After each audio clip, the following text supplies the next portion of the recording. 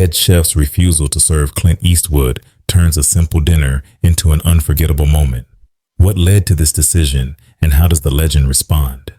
The air outside Herrera's steakhouse carried the scent of mesquite wood and slow-grilled ribeye, a signature of the old-school Arizona restaurant that had stood the test of time. Inside, the warm glow of low-hanging lanterns cast soft shadows over the rustic wooden tables where ranchers, businessmen, and out-of-town travelers gathered for a meal steeped in tradition. The chatter was lively, a mixture of cowboy drawls, clinking whiskey glasses, and the occasional burst of laughter from a table of longtime regulars. The staff moved with practiced ease, weaving between booths with trays of sizzling steaks and baskets of fresh cornbread. Tonight was like any other until the moment Clint Eastwood walked through the heavy oak doors. He stepped in quietly, his presence unnoticed at first, but within seconds, a hush rippled through the restaurant like a slow-moving current. A waiter carrying a loaded tray froze mid-step, his eyes widening in recognition. A few diners exchanged glances, whispering among themselves, nudging elbows, and tilting heads toward the entrance. There was something about Eastwood, his tall, lean frame, the slow, deliberate way he moved, the unmistakable steel gray gaze that demanded attention without him having to say a word. Dressed simply in a dark blazer over a faded button-up, he looked every bit the living legend he was, the embodiment of a bygone era when men didn't talk much but their presence alone said enough. Behind the bar, Sarah Larkin, the restaurant's manager, wiped her hands on a cloth and leaned forward, whispering to the bartender. "Is that who I think it is?" she asked, her voice just above a breath. The bartender, a grizzled man in his 60s who had seen his fair share of famous faces pass through town, gave a slow nod. "Yup," he muttered. "That's him." Clint walked further in, his boots tapping softly against the polished floor. He wasn't here for a scene. He wasn't here for attention. He was here for a steak and a quiet evening, nothing more. He found an empty table near the corner, away from the main crowd, and pulled out a chair, lowering himself into it, with the ease of a man who had done this 1,000 times before. The waiter hesitated before approaching, swallowing the lump in his throat. "What can I get you, sir?" he asked, his voice polite but unsteady. Before Clint could answer, a voice from the kitchen cut through the restaurant's quiet tension. "I'm not serving him." The words hung in the air like a challenge, and just like that, the night had changed. In the kitchen, the heat was constant, the air thick with the rich scent of butter searing against cast iron, garlic sizzling in a pan, and the unmistakable aroma of prime cuts charring over an open flame. Orders came in, plates went out, and the rhythmic clatter of knives against cutting boards formed the steady heartbeat of Herrera's steakhouse. Chef Mike Herrera stood at the helm, his sleeves rolled up to his elbows, his weathered hands moving with the precision of a man who had spent decades perfecting his craft. He wiped his brow, glancing toward the order slip in front of him, but the moment his sous chef hesitated and nervously shifted his weight from foot to foot, Mike sensed something was off. "Spit it out," Mike said, his voice rough but not unkind. The sous chef hesitated before clearing his throat. Clint Eastwood just sat down. For a moment, the kitchen's movement didn't slow, the hiss of steaks on the grill filling the silence that followed. Mike said nothing, his jaw tightening as he reached for a cloth, rubbing his hands with deliberate slowness. The name alone brought a storm of old memories crashing back, each one unwelcome, each one carrying a weight he had buried deep beneath years of work, sweat, and unspoken pain. His grip on the cloth tightened, his knuckles white. "I'm not serving him," he said flatly. The kitchen stilled. A line cook, barely 20, looked up from where he was buttering a skillet, blinking in confusion. The dishwasher, an older man who had worked with Mike for years, let his hands rest on the edge of the sink, his gaze flicking toward the chef. Even Sarah, who had just stepped into the kitchen with a clipboard in hand, froze in the doorway. "Mike?" she said carefully, her brow furrowing. "What do you mean, you're not serving him?" "I mean what I said," Mike muttered, tossing the cloth onto the counter. He's not getting a meal from me tonight. Sarah stepped forward, lowering her voice. He's a paying customer, Mike. You can't just... I can, Mike interrupted, his voice low but firm. He wasn't shouting, but the weight of his words made it clear he wouldn't be swayed. This is my kitchen, my decision. Sarah's jaw clenched, frustration flickering across her face, but before she could respond, the tension was shattered by a low, commanding voice from just outside the kitchen doors. Is there a problem here? Clint Eastwood had heard him, and now he was waiting for an answer. A heavy silence settled over the restaurant, thick as the desert heat before a storm. Conversations that had hummed comfortably just moments before now faltered, replaced by hushed whispers and darting glances toward the kitchen. Word had spread like wildfire. The chef had refused to serve Clint Eastwood. It wasn't a mistake. It wasn't a misunderstanding. It was a decision, deliberate and firm, and now the entire dining room was caught in the aftershock. Near the bar, a man in a pressed button-up leaned toward his companion, voice low but urgent. Did you hear that? Herrera won't serve Eastwood? His friend, a gray-haired rancher with hands rough from years of work, set down his drink, shaking his head. Man's got a right to run his kitchen how he wants, he muttered, though there was a note of hesitation in his voice. At a nearby booth, a younger couple, tourists judging by their still folded road map beside their drinks, whispered excitedly, their eyes flicking between the kitchen doors and Clint's table. At that table, Clint Eastwood sat unmoved, his expression unreadable beneath the restaurant's dim lighting. He hadn't stood, hadn't so much as shifted in his chair. If the refusal had rattled him, he didn't show it. Instead, he rested his hands on the table, fingers lightly curled against the aged wood, his steady gaze fixed toward the kitchen as though he had all the time in the world. The waiter who had taken his drink order lingered nearby, shifting uncomfortably, his notepad still in hand. Mr. Eastwood, he started hesitantly, then glanced back at Sarah, who was still near the kitchen, whispering fiercely to one of the cooks. I can still bring you your drink if you like.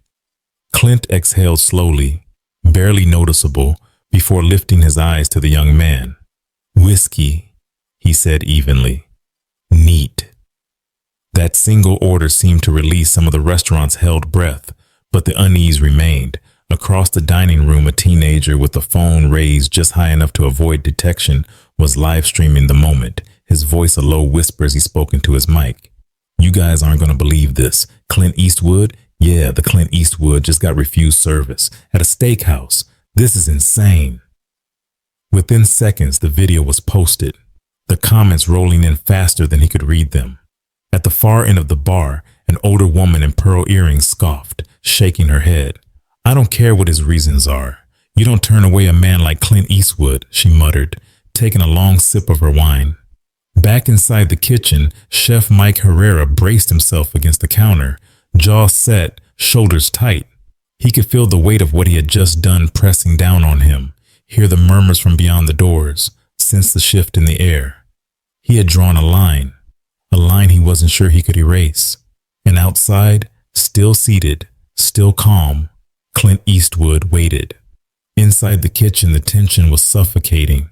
The usual rhythm of sizzling pans and clattering plates had slowed, replaced by a heavy silence that pressed down on everyone like an unbearable weight. Chef Miguel Mike Herrera stood rigid, his hands gripping the edge of the stainless steel counter, his breathing measured but strained. He knew the eyes of his staff were on him, waiting for an explanation, something to justify what he had just done. Sarah stood closest, arms crossed tightly over her chest, her expression unreadable but expectant. The line cooks exchanged uneasy glances, their movements hesitant, as if afraid to break the moment. Finally, Sarah stepped forward, her voice low but firm. Mike, she said, forcing his gaze to meet hers. You need to explain this, because right now it just looks like you lost your damn mind. Mike exhaled sharply through his nose, jaw tightening. He didn't owe anyone an explanation. Not Sarah, not the staff, not the people whispering outside. But deep down he knew this wasn't about Clint Eastwood. It was about something buried far deeper.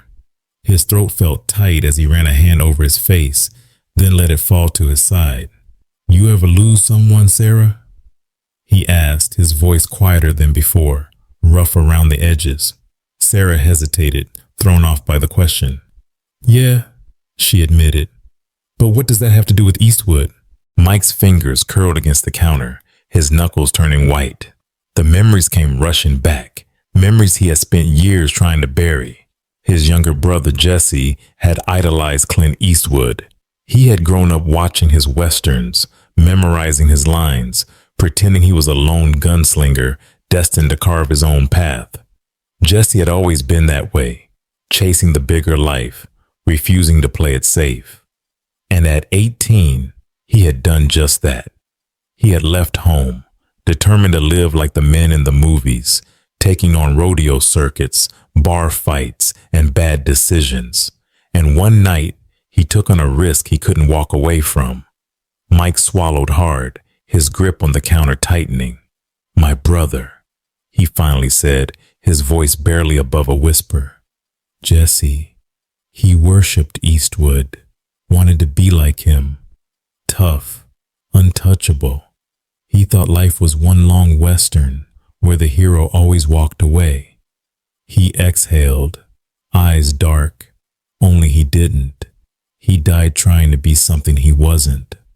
The weight of his words settled over the room, the gravity of them sinking into the silence. Sarah's face softened, her arms loosening from her chest, the anger replaced by something else. Understanding. You think that's Clint Eastwood's fault? She asked carefully. Mike didn't answer immediately. His chest felt tight, his mind tangled in old grief and fresh resentment. Finally, he muttered, I think some men don't realize the influence they have. And beyond the kitchen doors, still seated in the dining room, Clint Eastwood waited. The restaurant had gone eerily quiet, the weight of what had just transpired hanging in the air like a thick fog. Clint Eastwood, still seated, still calm, slowly lifted his glass of whiskey, taking a measured sip before setting it down with deliberate ease. He hadn't moved much, hadn't reacted with anger or indignation. Instead, he let the moment breathe, let the tension coil around the room like a rattlesnake waiting to strike. His sharp, steely gaze, the same one that had silenced outlaws on the silver screen, was now fixed on the kitchen doors. He could feel the storm brewing behind them, the battle waging in a man he had never met. But Clint had seen this before, grief that had festered into resentment, anger that had nowhere else to go. And he wasn't one to leave a fight unfinished. Slowly, he rose from his chair, his movements unhurried, effortless. The creak of the wooden floorboards beneath his boots sounded louder in the silence, each step carrying the weight of a man who had spent a lifetime understanding how words, or the absence of them, could shape a moment. He didn't wait for permission as he pushed open the kitchen doors, stepping into the tense, heat-filled room where the staff had gathered like spectators to an unseen duel. Chef Mike Herrera stood near the counter, his stance rigid, his face a battlefield of emotions he couldn't fully suppress. His eyes met Clint's, and for the first time that evening, there was no barrier between them, just two men standing in the same space, carrying different kinds of weight on their shoulders. Clint exhaled, slow and measured. Then in that familiar gravelly voice, he finally spoke. Your brother didn't admire me because I played cowboys, Clint said, his tone even but firm. He admired me because I never quit. Mike's breath hitched slightly, barely noticeable. But Clint caught it. He took another step forward, resting a weathered hand against the edge of the counter. Pain can do two things, kid, he continued. It can break a man, or it can push him forward. Looks like it's still breaking you. Mike's jaw tightened, his fingers curling at his sides. "You don't know anything about it," he muttered, but his voice lacked the fire it had earlier. Clint tilted his head slightly, studying him before he delivered the final blow. "I never told your brother to take risks," he said quietly, "but I bet everything I have that he wouldn't want you carrying this hate around." The words landed like a hammer against stone, cracking something deep within Mike's chest. He looked away, his throat tight, his body rigid, but the fight had gone out of him, and in that silence, Clint Eastwood turned, adjusting his coat, and walked back into the dining room, leaving Mike standing there, alone with his thoughts. For a long moment, the kitchen remained silent, the air thick with something heavier than the scent of seared steaks and simmering butter. Mike Herrera stood frozen, his hands braced against the counter, his chest rising and falling in uneven breaths. Clint's words had struck him deeper than he wanted to admit, slicing through years of bitterness with the precision of a well-honed blade. He wanted to say something, anything to push back, to hold on to the anger that had fueled him for so long. But instead, he just stood there, his throat tight, his mind a tangled mess of grief and reluctant understanding. Out in the dining room, the tension had settled into an uneasy stillness. Every eye in the restaurant was locked on the kitchen doors, waiting. The bar had gone quiet, the usual clinking of glasses and murmured conversations replaced by the steady hum of anticipation. The viral moment was still unfolding, and the customers, whether supporters or critics, knew they were witnessing something that would be talked about for days, maybe even weeks. Then the doors swung open and Clint Eastwood stepped out. He moved slowly, deliberately, as if he had all the time in the world. There was no anger in his stride, no huff of frustration, no demand for an apology. Just the quiet authority of a man who had already won a battle without ever having to raise his voice. His boots echoed against the polished floor, the soft creak of leather punctuating the silence as he reached for his coat, slipping it over his shoulders with practiced ease. For a fleeting second, he glanced back toward the kitchen, as if considering whether to say one last thing. But then, he simply reached for his hat, placed it atop his silver hair, and with a slow, measured movement, tipped it ever so slightly towards Sarah, the manager standing near the bar. "Ma'am," he said, his voice carrying just enough weight to make the moment linger. Then he turned and walked toward the door. The hush in the restaurant deepened, the weight of his departure pressing down like an invisible force. No one dared to move.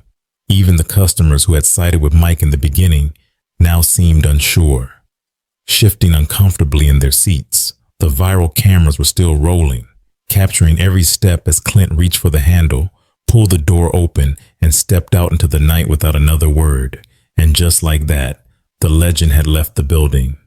For the first time in years, Mike Herrera's kitchen felt empty.